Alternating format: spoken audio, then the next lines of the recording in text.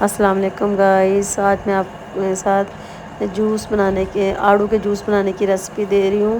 تو اس کو اچھی طریقے سے دھو کے باریک باریک کاٹ لیں۔ دیکھ سکتے ہیں آپ، اس طرح کاٹ لیں۔ یہ جوس بہت زیادہ مفید ہوتا ہے دل کے مریضوں کے لیے۔ یہ دل کی دھڑکن کو بہتر رکھتا ہے، بلڈ پریشر کو کنٹرول کرتا ہے، اور ہاضمے کے لیے بھی یہ بہت زیادہ فائدہ مند ہے۔ تو کوشش کیا کریں جب آپ کے بچے اسکول سے آئیں، گرمی ہوتی ہے بہت زیادہ تو ٹھنڈک کا احساس دلاتا ہے، تو یہ جوس بنا کے اپنے بچوں کو اور بڑوں کو لازمی دیا کریں۔ اس میں نے آڑو ڈالا ہے، چینی ڈالی ہے اور برف ڈالی ہے۔ تو ٹھنڈا ٹھنڈا یہ بہت مزیدار لگتا ہے۔ جب بچے آئیں تو لازمی دیا کریں، بڑوں کو بھی دیا کریں۔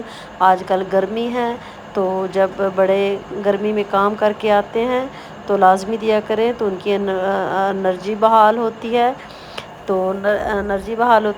تو روزانہ کبھی تربوز کا جوس بنا دیا، کبھی آڑو کا جوس بنا دیا۔ یہ نا ڈیٹاکس کا بھی کام کرتا ہے۔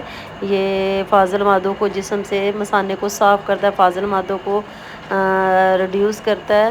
تو کوشش کیا کریں میں یہ لازمی ڈیلی بنا کے ایک ٹائم پیے، تاکہ آپ سارا دن تر و تازہ رہیں۔